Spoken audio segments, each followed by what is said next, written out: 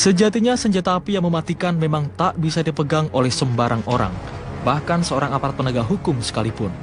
Tentu dibutuhkan lebih dari sekedar keterampilan menembak agar bisa secara legal membawa senjata api. Polisi juga harus bisa mengendalikan diri agar tidak mudah terpancing menggunakan senjatanya.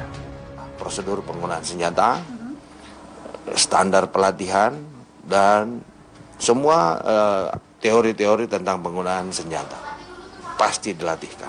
Kalau misalnya untuk tes psikologi sendiri, Pak? Semua persyaratan untuk mendapatkan senjata itu dia harus melalui tes pemeriksaan psikologis, kejiwaan, apakah orang ini emosional, tenang, stabil.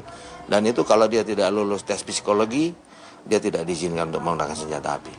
Tes psikologi dari kepolisian nanti menyelenggarakan, jadi kita harus tahu bahwa seseorang yang akan memiliki senjata ini, apakah dia stabil, apakah dia labil, ataukah dia mempunyai sifat yang aneh-aneh.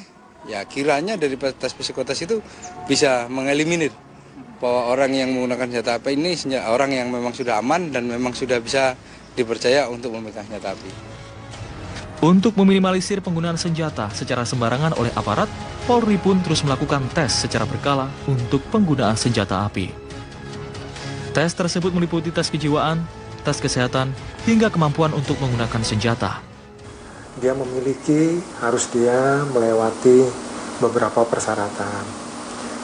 Berpangkat minimal Bribtu, kemudian dia atau Bribda, tapi karena kebutuhan yang khusus diberikan.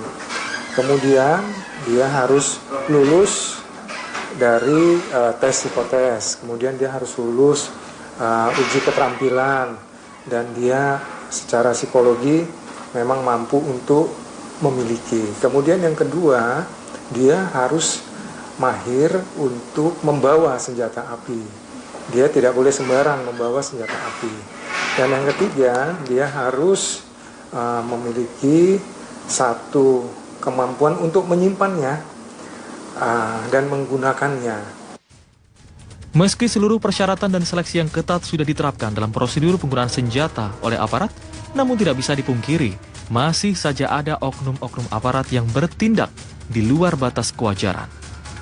Lalu, apakah ada yang salah dari sistem pengawasan terhadap aparat yang menggunakan senjata api hingga mengakibatkan jatuhnya korban dari warga sipil maupun aparat kepolisian sendiri? Dalam kasus ini memang itu pengawasan yang dilakukan itu sudah ada, tapi tidak intens dan tidak insidentil dilakukan, namun hanya secara periodik saja, 6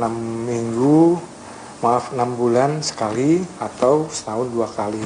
Secara periodik itu dilakukan, tapi hasil evaluasi kita penting bagi setiap atasan pimpinan untuk melakukan pengawasan secara insidentil dan jangan melihat periodiknya.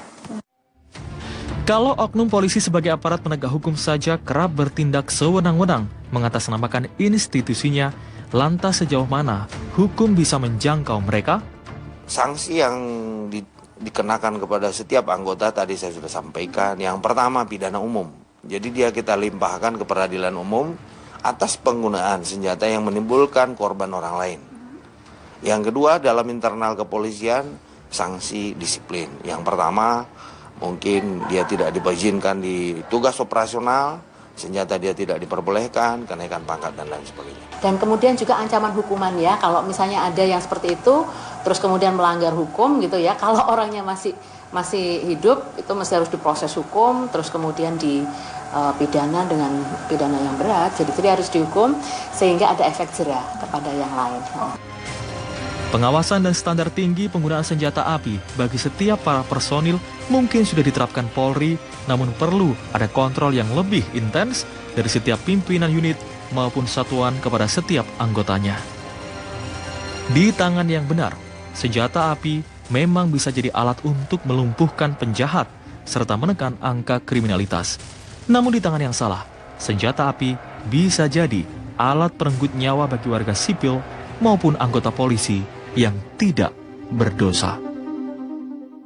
Pemirsa, akibat mengalami kecelakaan dengan kendaraan di depannya, sebuah sedan terbakar di Tol Wiyoto